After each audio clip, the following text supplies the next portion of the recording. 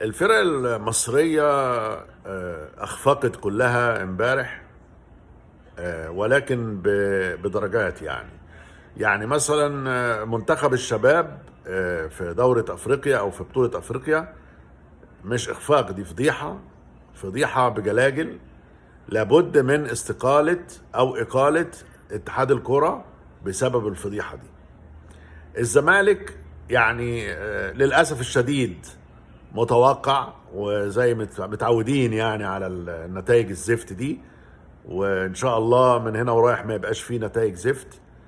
أما الأهلي فيعتبر يعني تعادل زي الفوز، وكان على همسة واحدة ويجيب جون تالت ويبقى 3-1 بدل 2-2.